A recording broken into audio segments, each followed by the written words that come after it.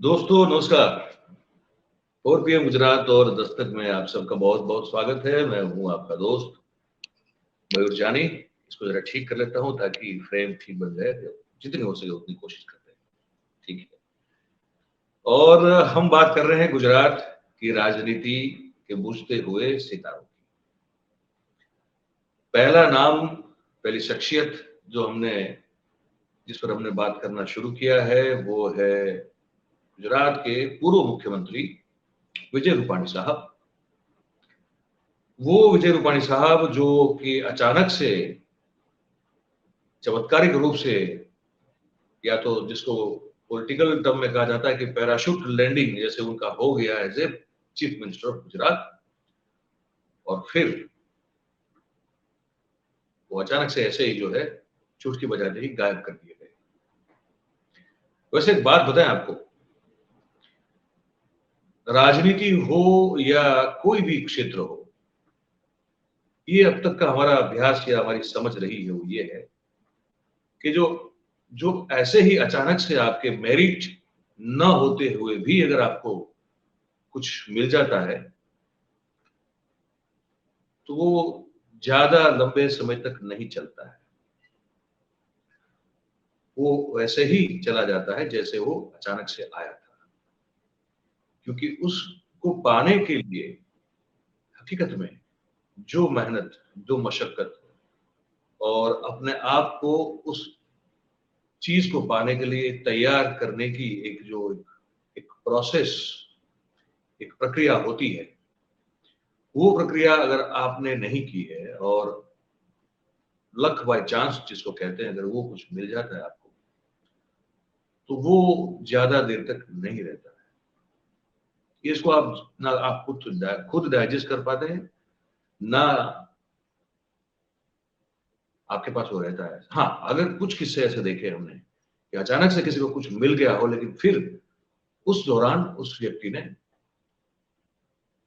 जो मिला है, जो उसके मेरिट से बहुत ज्यादा है, उसको पचाने की क्षमता डेवलप कर ली और फिर वो आगे बढ़ जाता है। लेकिन ऐसे बहुत कम किस्से होते हैं। मैं अपनी खुद की बात कर लूं आपको, मतलब मैं कोई ऐसा नहीं कि मैं कोई फिलोसोफर हूं कि मैं दुनिया भर के एग्जाम में खुद का एग्जांपल दे देता हूं। 2003 में जून महीने में जो है दिव्य भास्कर लॉन्च हुआ। उसकी पहली एडिशन निकली थी 22 जून 2003 को। तो उसकी जो बहुत कोर टीम के बहुत कम लोग थे, उसमें से मैं भी एक था। मैं जूनियर रिपोर्टर था, मतलब मैं जूनियर था और रिपोर्टर था। और ईटीवी का, हैदराबाद ईटीवी जो वहां पे जो एंकरिंग करता था और कॉपी रीडिंग करता था, वो छोड़ के मैं आया था अहमदाबाद वापस, क्योंकि मुझे फील्ड में काम करना। और अखबार शुरू जैसे मैंने कहा कि हुआ 22 जून 2003 को, लेकिन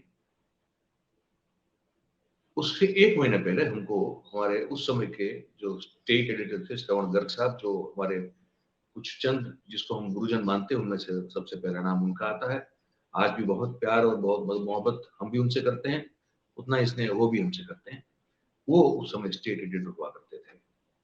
और सुधीर अग्रवाल साहब, जो जिनको भास्कर ग्रुप में भाई साहब बड़े प्यार से सब कहते हैं, सुधीर जी जो मैनेजिंग डायरेक्टर थे एडिटोरियल, वो भी वहां तीनों भाई बैठते थे। गिरीश जी भी बैठते थे, पवन जी भी बैठते थे, सुधीर जी भी बैठते थे।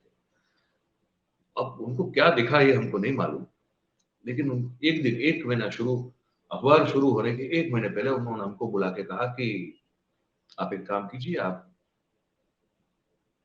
फीचर जो है, आप जानते हैं अखबार में दो, एक एक होता है मेन न्यूज, एक होता है फीचर, जिसमें फीचरिस्टिक सब चीजें आती है, आर्टिकल्स और ये सब। कहा कि आप वो रसरंग जो है संडे का हम जो निकालने जा रहे हैं, वो आप देख लीजिए, आप उसके आज से संपादक है। अब हम उस चीज के लायक थे ही नहीं, और हमको फिर वो रसरंग के लिए हमको जिन जिन लोगों से लिखवाना था, वो इतने बड़े दिग्गज लोग, इतने बड़े दिग्गज लोग, और हमको तो आया है सिर्फ फील्ड में 4-5 साल हुए थे। अब कैसे इनको कहे कि आपको ये लिखना है, ये लिखना है, आपको आपसे ये चाहिए, ये टाइम पे चाहिए, और उसका बैंक हमको बनाना था। जैसे अखबार शुरू हो उसके पहले 4 हफ्तों का बैंक हमारे पास दशरथ का रेडी होना चाहिए था। वो एक बड़ी लंबी कहानी है, पर हम परेशान हो गए, हम उस चीज को कर ही नहीं पाए। और आखिरकार फिर गर्ग साहब समझे कि यार ये हो सकता है कि इसका जो हाजमा है उससे ज्यादा खुराक हमने दे दी है, तो उन्होंने हमको रिपोर्टिंग टीम में डाल दिया। तो हमारी वो उस समय औकात नहीं थी कि हम कोई एक फीचर के भी संपादक बन पाए, है ना, वो नहीं थी। तो हम नहीं झेल पाए उसको, हमको दिया गया और फिर हमें ने कहा दो हाथ जोड़ के कि गुरु ये ले लो हमसे, ये नहीं हो पाएगा हमसे। तो ये समझ भी होनी चाहिए आप में कि आपकी क्षमता के अनुरूप कुछ है आपके पास या नहीं है। और अगर आपको आपकी क्षमता से ज्यादा कुछ मिला है तो क्या आप फिर उसको पचाने की कैपेसिटी जो है उसको बढ़ा सकते हैं क्या? तो ये सब चीजें जो है वो बड़ी जरूरी होती है। विजय रूपाणी साहब के साथ जो हुआ वो कुछ ऐसा ही हुआ कि जब उनको मुख्यमंत्री बना दिया गया तो वो उस पद की जो जरूरत होती है उसके लिए वो क्षमतावान नहीं थे।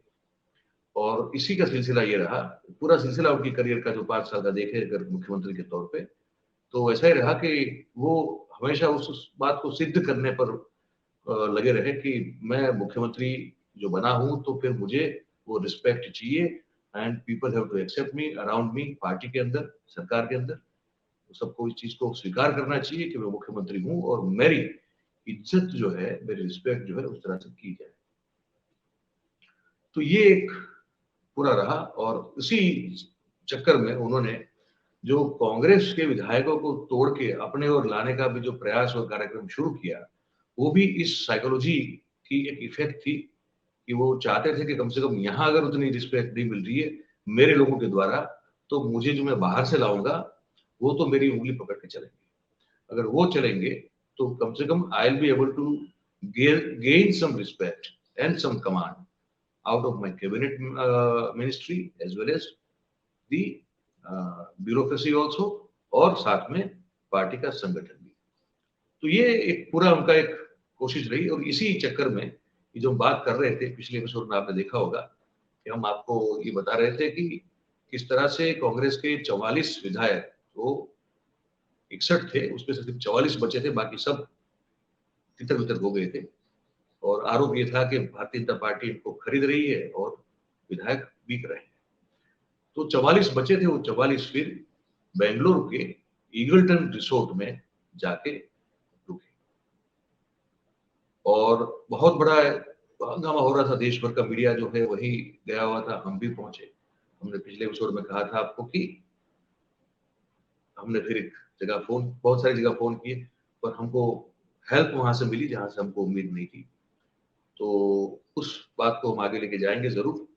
लेकिन ये एक आज जो है हमको ये जरा बताना था कि ये थोड़ा फिलोसॉफिकल है, लेकिन जरूरी है समझना, हर एक के जीवन के लिए बहुत जरूरी है।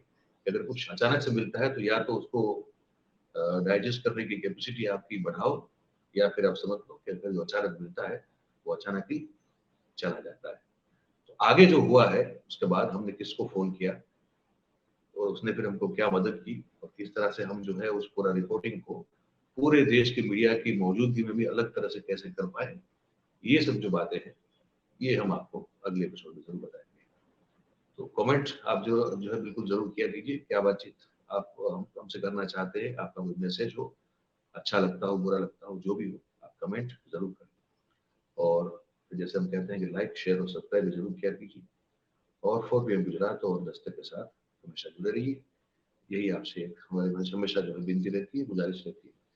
आप सबका बहुत बहुत धन्यवाद है। Thank you very much. नमस्कार।